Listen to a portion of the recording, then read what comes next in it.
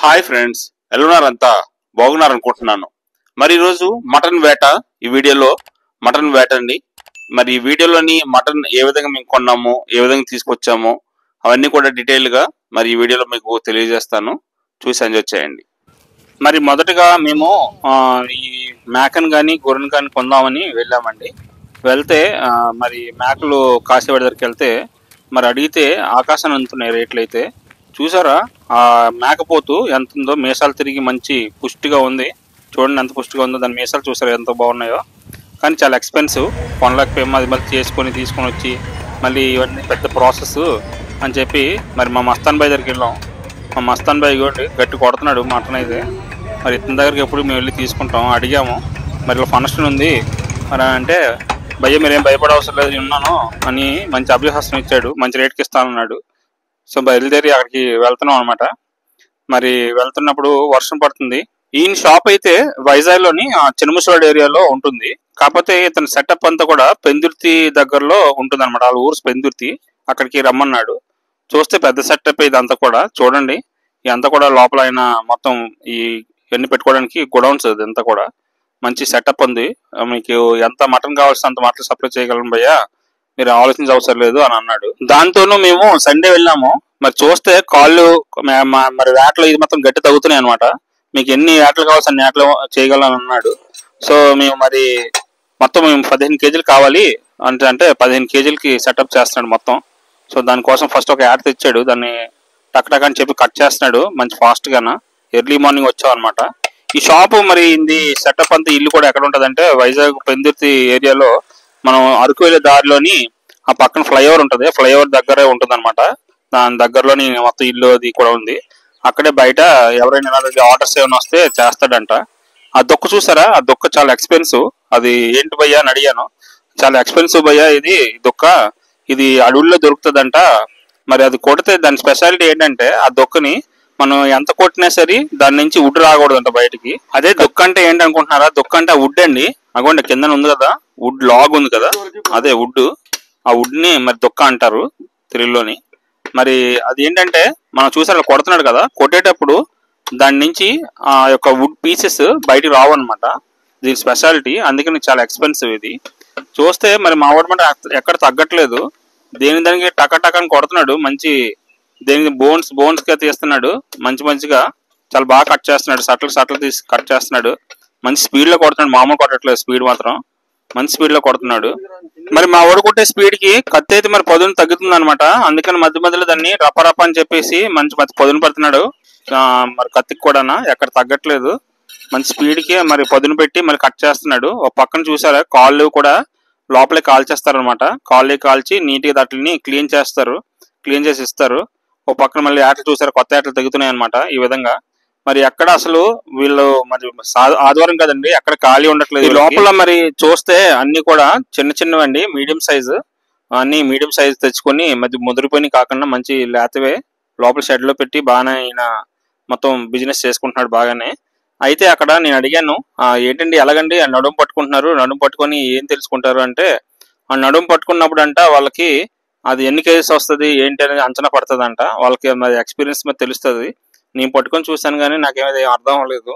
మరి వాళ్ళు మాత్రం అది పట్టుకోవడం వల్ల వాళ్ళు ఎన్ని కేజీస్ పడుతుంది ఏటని చెప్పి తెలుస్తుందంట. ఇలా మళ్ళీ మా వాడి దగ్గరకు వచ్చాను, ఎలా కొడుతున్నాడు చూద్దాం అని చెప్పి.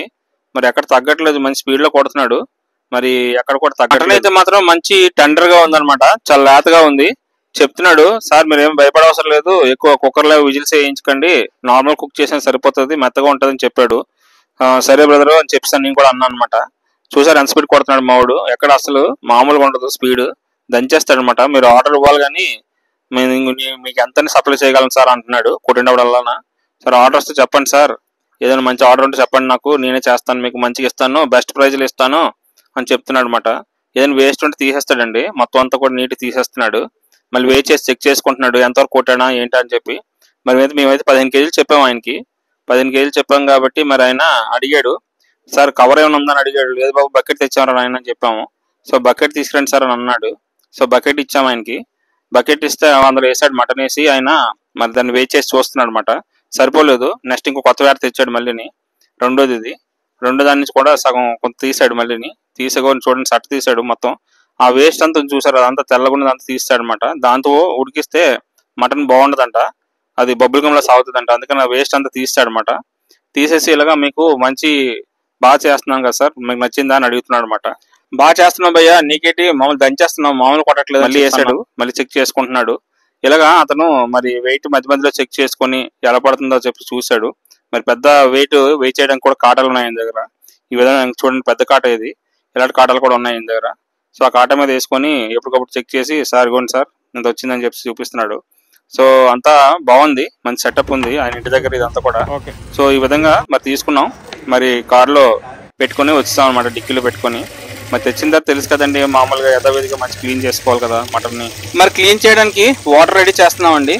ఇంకా ఫిల్టర్ అవుట్ పెట్టాము, ఏ నలకలు ఏవి ఉంటే పడతాయి వాటర్లు అని చెప్పేసి.